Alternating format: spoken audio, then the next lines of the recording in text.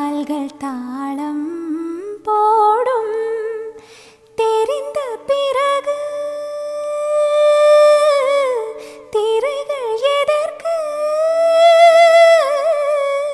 நனைந்த பிறகு நாணம் எதற்கு மார்பில் சாயும் போது தென்றல் வந்து என்னை தொடும்